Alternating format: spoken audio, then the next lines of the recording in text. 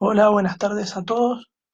La clase que vamos a tener a continuación es de aparato respiratorio y como siempre que comenzamos con un aparato, lo primero que hacemos es definir su función.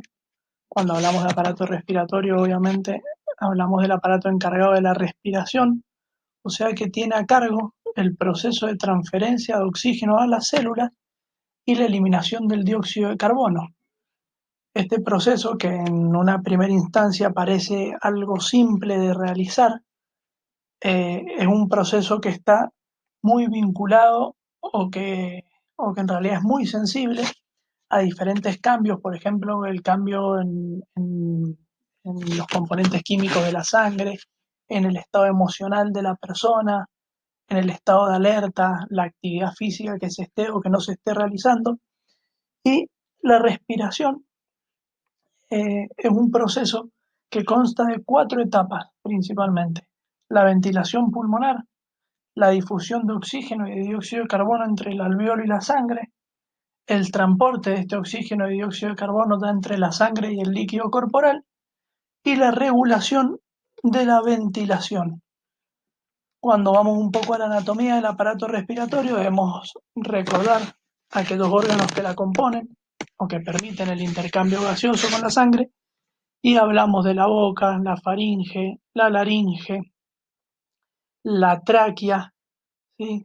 Los bronquios. Recordemos acá que los bronquios se dividen en derecho e izquierdo, que ingresan a los pulmones, van dando ramificaciones que son los bronquiolos y que van a terminar finalmente en la unidad funcional del aparato respiratorio, que son los alveolos, ¿sí? Cuando estudiamos este aparato, recordemos que tienen dos áreas principalmente: un área de conducción y un área respiratoria. El área de conducción son las primeras 17 divisiones que vamos a encontrar del aparato, y que, como su nombre lo indica, es solamente un área de conducción. ¿Qué quiere decir? Que en ella no hay intercambio gaseoso. ¿Pero de qué funciones o de qué se encarga principalmente esta área de conducción? Calentar y humedecer el aire que inspiramos, distribuir el aire al interior de los pulmones, y además tiene una función inmunológica, ya que sirve como parte del sistema de defensa del organismo. El área respiratoria, que son las últimas divisiones, obviamente posee la función de intercambio gaseoso y lo lleva a cabo en su totalidad a nivel de los alveolos, ¿sí? ¿Y cómo se denomina este intercambio gaseoso o al proceso de oxigenación de la sangre que llevamos a cabo en los pulmones? Bueno, se denomina hematosis, ¿sí? La hematosis, entonces, es el proceso de oxigenación de la sangre que se lleva a cabo en los pulmones, principalmente, como venimos diciendo, en el alveolo. ¿Cómo se produce o por qué se produce? Se produce por una diferencia de presión entre los diferentes gases que hay a nivel alveolar y la sangre venosa que va llegando al pulmón. ¿Sí? Acá tenemos la sangre cuando llega, rica en dióxido de carbono, pobre en oxígeno, y la sangre, una vez que hace el proceso de hematosis en los alveolos pulmonares, que sale rica en oxígeno y pobre en dióxido de carbono.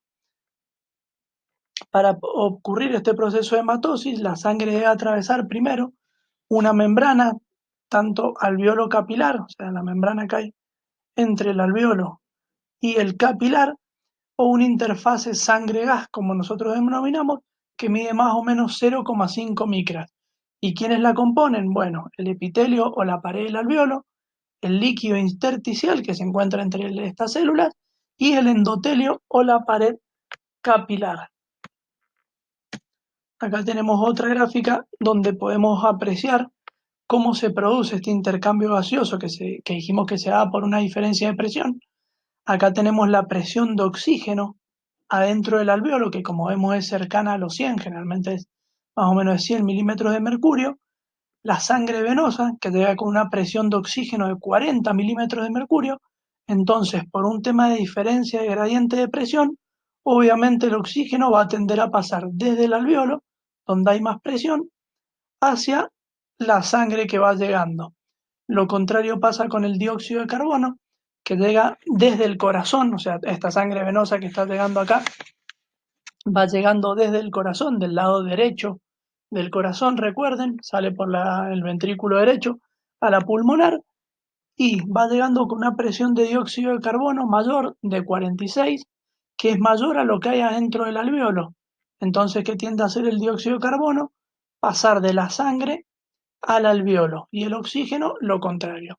Del alvéolo hacia la sangre se produce el intercambio a nivel alveolar y la sangre vuelve hacia el lado izquierdo del corazón, a la aurícula izquierda por las pulmonares, con una presión de oxígeno cercana a 100 y una de dióxido de carbono cercana a los 40.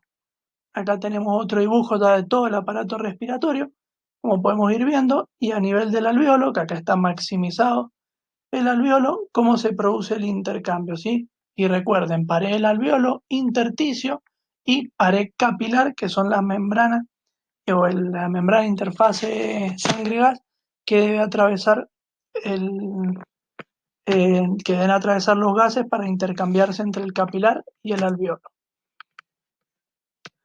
Pero bueno, ¿cómo hace el oxígeno, por otro lado, para poder moverse dentro del organismo y para poder intercambiarse? Porque si ustedes no sé si recuerdan del pre, el oxígeno es bastante insoluble en el plasma, o sea que el oxígeno solo no se puede transportar.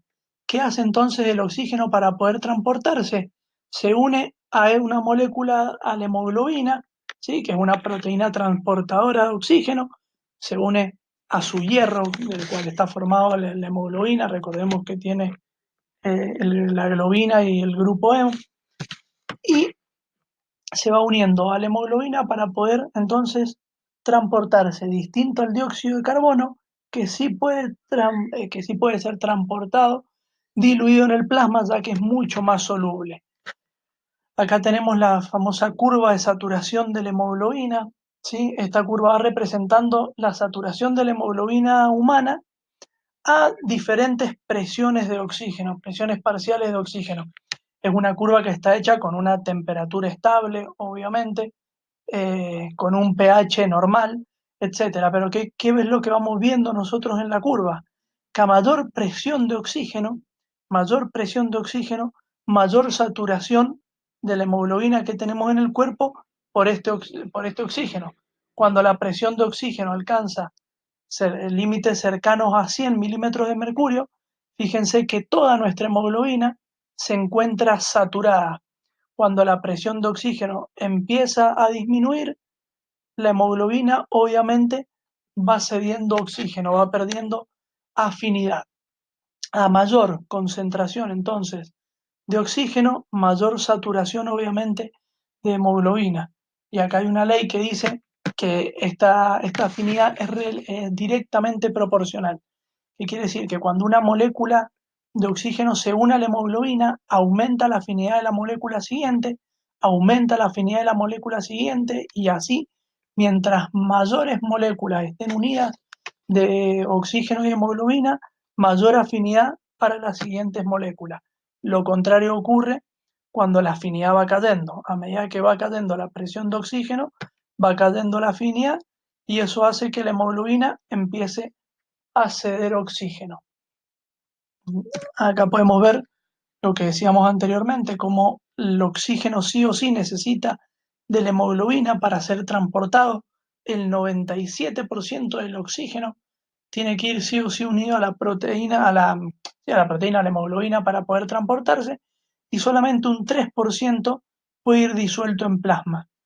En cambio, el dióxido de carbono, 30% va unido a la hemoglobina, el 60% va como bicarbonato en el plasma y el 10% viaja libre, diluido y solo en el plasma.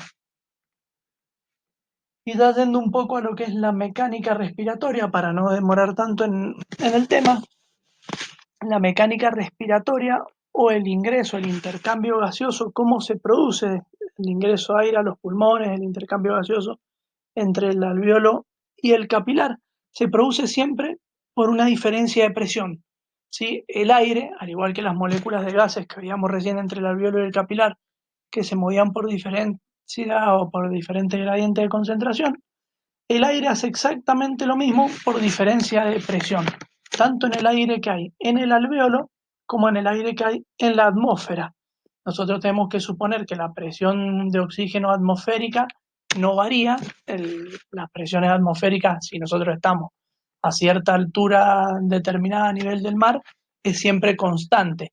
Entonces, ¿qué presión es la que va a variar para que el aire entre o salga a los pulmones? Bueno, la presión que va a variar, obviamente, es la presión alveolar, que es esta que vemos como PAB, que es presión alveolar, frente a presión atmosférica.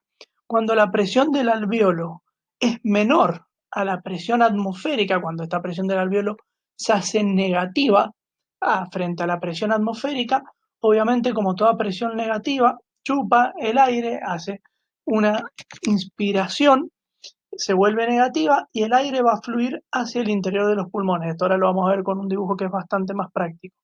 En cambio, cuando la presión del alveolo se hace positiva o mayor, en realidad, que la presión atmosférica, el aire va a fluir desde los pulmones hacia el exterior, produciéndose lo que conocemos nosotros como expiración.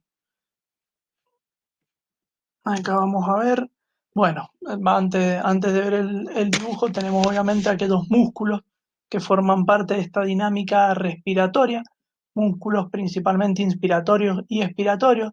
Tenemos principalmente el músculo del diafragma, otros músculos inspiratorios, intercostales externos, esternocleidomastoideo, deltoides, serrato anterior, escaleno, sacroespinales y los músculos expiratorios, abdominales, intercostales internos y serrato posterior inferior. Pero recuerden que la expiración es prácticamente un proceso pasivo que se da en realidad más que nada por la relajación del diafragma y bueno, obviamente con esto la disminución de la caja torácica. Acá teníamos el dibujo que dijimos de las presiones en el alveolo. Recuerden que cuando la presión entonces en el alveolo se hacía negativa, acá estamos hablando de menos 3 milímetros de mercurio con respecto a la atmosférica, el aire ingresaba por la vía aérea hacia los pulmones y cuando la presión del alveolo se hacía positiva con respecto a la atmosférica, más 3 milímetros de mercurio, el aire fluye hacia el exterior. Acá tenemos un pulmón estático, ¿sí? Donde no hay flujo de aire, es el diafragma todavía relajado. Cuando nosotros inspiramos, contraemos el diafragma, agrandamos la caja torácica, negativizamos entonces, no sé si vieron el dibujo, cómo se infló con el globito, se expandieron los pulmones, hacemos la presión negativa en relación a la atmosférica y el aire ingresa. Lo contrario ocurre en la expiración, donde se relaja el diafragma, se achica obviamente la caja torácica, hacemos presión positiva contra la atmosférica y el aire fluye hacia el exterior. Mecanismo bastante simple, ¿sí? Otra de las cosas importantes para ver todo aparato respiratorio es recordarles rápidamente la presencia de una membrana que envuelve a ambos pulmones, que es denominada pleura, ¿sí? Esta pleura es una membrana que consta de dos caras, por así decirlo, aunque en realidad es una misma cara que se refleja del otro lado, y esta membrana es la que adhiere a los hilios pulmonares hacia la pared del tórax, y es la que nos mantiene unido entonces al pulmón con la pared. Es la que hace que cuando el tórax se expande, los pulmones se expandan con él, y cuando el tórax se contraiga, los pulmones también se contraen junto con el movimiento. Esta membrana, como dijimos, tiene dos caras, una que va a mirar hacia el tórax, que se denomina pleura parietal, y una que va a estar mirando hacia el pulmón, que como mira hacia la víscera, se denomina pleura visceral, obviamente. Hay un espacio entre ellas, entre la membrana, que es el espacio intrapleural, que generalmente está revestido por un líquido. Esta membrana lo que hace también es que no haya mucha fricción o mucho roce cuando hay una inspiración y una expiración, o sea, en los movimientos respiratorios, impide el roce también con la pared, obviamente, y impide así la fricción. Algunas patologías como el neumotórax, etcétera, donde tienen importancia, pero hoy acá en fisiología, para no dar tan complicada la clase, no nos vamos a detener. ¿Qué es lo importante para recordar en esta mecánica respiratoria? Que la inspiración es un proceso activo que se da por la contracción principal del diafragma y de todos los músculos inspiratorios, ¿sí? Que generan aumento de la caja torácica, aumento de los pulmones, presión negativa de los alveolos frente a la atmosférica, con el ingreso de aire hacia el pulmón, ¿sí?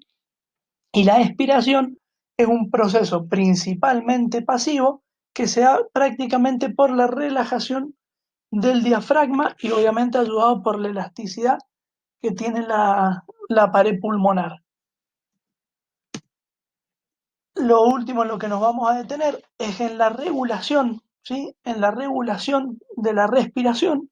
Recordemos que la respiración está controlada por el sistema nervioso, ¿sí? Es el encargado de ajustar tanto su frecuencia como la amplitud. Está controlada a nivel del bulbo raquídeo, ¿sí? Por neuronas responsables de ellas. Estas neuronas y esta respiración, recuerden que es autónoma, ¿sí? Nosotros no estamos pensando cada vez que estamos respirando, tengo que respirar, tengo que respirar, tengo que respirar, sino que a nivel del bulbo raquídeo, por estructuras nerviosas, lo hacemos de forma autónoma. Pero tenemos estructuras nerviosas superiores, como la protuberancia, el mesencéfalo, la corteza cerebral, que permiten que tengamos un control voluntario frente a la respiración, ¿sí? Y todos estos eh, estímulos nerviosos, por así decirlo, responden principalmente a tres factores. Uno es la presión de oxígeno que vamos a tener en el cuerpo y la demanda que estamos teniendo, a la presión de dióxido de carbono y a la cantidad de hidrógenos libres. Estos estímulos vienen obviamente de receptores que nosotros tenemos a nivel central, en el bulbo raquídeo, como dijimos, o a nivel periférico en la aorta o en las carótidas, y en muchas más zonas, obviamente también, en los bronquios, en los bronquiolos, etcétera, que son los que nos van informando a nosotros de cómo está esa presión de oxígeno, de dióxido de carbono y de hidrógeno. El hidrógeno es el más sensible de todos, y de acuerdo a ello, estos sistemas nerviosos van a regular tanto la amplitud, como dijimos, como la profundidad, llevándonos a una ventilación normal, a una hiperventilación cuando necesitamos liberar muchos hidrogeniones o a una hipoventilación en el caso contrario. Eso es todo lo que vamos a ver, chicos, de aparato respiratorio. Hemos tenido que cortar, obviamente, por temas de tiempo de la clase, algunos temas, algo de material, incluso la clase va a estar compartida seguramente con aparato digestivo, así que les encargo que cualquier tema, cualquier duda, cualquier cosa que necesiten, lo anoten y lo veamos bien en la clase del jueves.